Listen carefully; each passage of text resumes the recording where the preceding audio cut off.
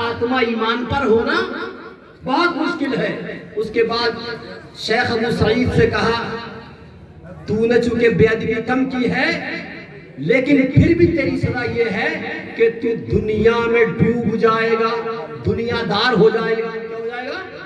پکا دنیا دار ہو جائے گا۔ اور غوث اعظم کی طرف دیکھ کے فرمایا اے عبد القادر جیلانی، اے عبد القادر جیلانی، میں دیکھ رہا ہوں میں دیکھ رہا ہوں کہ بہت جلد وہ وقت آنے والا ہے کہ بغداد میں مسند پر بیٹھ کر تم یہ اعلان کرو گے کہ میرا یہ قدم تمام اولیاء کی گردن پر ہے۔ سبحان اللہ سبحان اللہ۔ میرا یہ قدم تمام اولیاء کی گردن پر ہے اور سارے اولیاء اس کو تسلیم کریں گے۔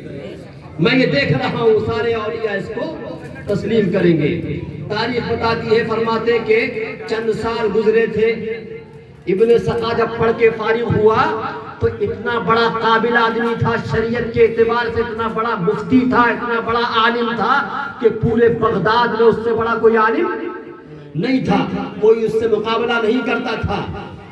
یہاں تک کہ ایک مرتبہ بغداد کے بادشاہ نے اس کو اپنا سفیر بنا کر، کیا بنا کر؟ سفیر بنا کر روم کے بادشاہ کے پاس بھیجا۔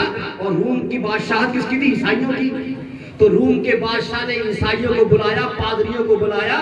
جب اس کا مناظرہ ہوا تو سارے پادری عیسائی ہار گئے اور بادشاہ بھی اس کی علمی صلاحیت یوگیتا سے مطلب یہ کہ بہت قربان ہو گیا، ماننے لگا۔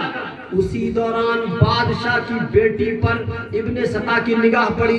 جب نگاہ پڑی تو یہ ابن سقا جو بہت بڑا مسلمانوں کا عالم تھا دیکھ کر فریفتہ ہو گیا، عاشق ہو گیا، کہنے لگا کہ میں تمہاری بیٹی سے نکاح کرنا چاہتا ہوں۔ تو روم کے بادشاہ نے کہا کہ ہمارے یہاں نکاح کرنے کے لیے ضروری ہے کہ تم پہلے عیسائی بن جاؤ۔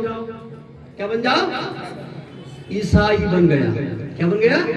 عیسائی بن گیا۔ بادشاہ کی بیٹی سے نکاح ہو گیا، پھر خود بھی آ گیا کہ اللہ کے ولی نے جو بد دعا دی تھی آج وہ پوری ہو گئی سبحان اللہ کہ تیرا خاتمہ ایمان پر نہیں ہوگا۔ بزرگوں کی بارگاہ میں جاؤ تو ادب و احترام ملحوظ رکھو، کوئی سوال و جواب مت کرو، خاموشی کے ساتھ بیٹھو، ان سے کچھ نہ کچھ حاصل کرو۔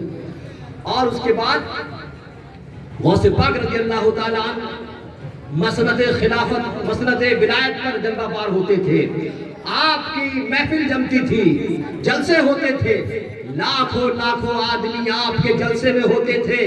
اور کرامت یہ تھی، کمال یہ تھا کہ حضور غوث پاک جب بولا کرتے تھے، لاؤڈ سپیکر نہیں تھا، مائک نہیں تھا، جو سامنے بیٹھا ہوتا تھا جیسی آواز اس کو پہنچتی تھی، جو پیچھے ہوتا تھا ویسے ہی آواز اس کو پہنچتی تھی۔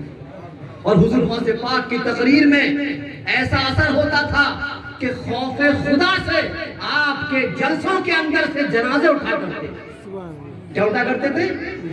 جنازے اٹھا کرتے تھے۔ اور آپ یاد رکھیں کہ یہ حضور غوث پاک صرف صوفی نہیں تھے، صرف ولی نہیں تھے، اپنے زمانے کے سب سے بڑے مفتی تھے، اپنے زمانے کے سب سے بڑے محدث تھے، اپنے زمانے کے سب سے بڑے عالم تھے، اپنے زمانے کے سب سے بڑے عالم تھے۔ دنیا کا کوئی پروفیسر، یہ خاکسار بھی پروفیسر ہے، ہمیں معلوم ہے کہ 3 سبجیکٹ پڑھاتے ہیں، 4 سبجیکٹ، 3 سبجیکٹ، سمجھے حالت خراب ہو جاتی ہے۔ اور حضور غوث پاک رضی اللہ تعالیٰ عنہ اتنے بڑے عالم تھے، اتنے بڑے عالم تھے، اتنے بڑے ودوان تھے کہ صبح فجر سے لے کر ظہر کے وقت تک 13 سبجیکٹ پڑھایا کرتے تھے۔ کتنے؟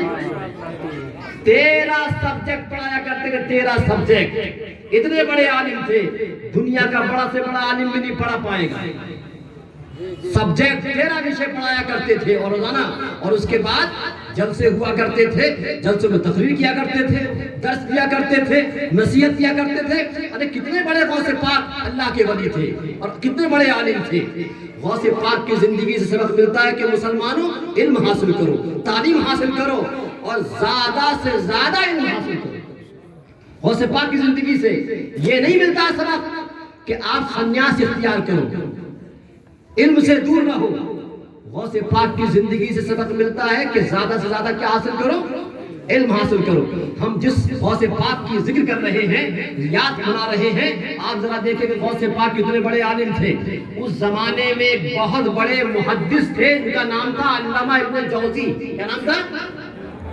علامہ ابن جوزی. آج بھی آپ اس کو نکالیں, حضرت علامہ مولانا گوگل بابا, کون ہے؟ گوگل کو پوری لائبریری ہے, اس پر آپ ڈالیں ابن جوزی تو آپ کو پورا اس کے بارے میں مل جائے گا کہ ابن جوزی کتنا بڑا عالم تھے, کتنے بڑے محدث تھے. اب ذرا آپ دیکھیں, آج بھی پوری دنیا ابن جوزی کے مانتی ہے کہ وہ کتنا بڑا ودوان تھا, لیکن ذرا دیکھیں کہ غوث پاک کے سامنے ان کی کیا اوقات تھی. علامہ ابن جوزی کا ایک شاگرد تھا. کیا تھا؟ شاگرد تھا, اور وہ شاگرد حضور غوث پاک کا مرید تھا. ان کا مرید تھا اور ان کا شاگرد تھا.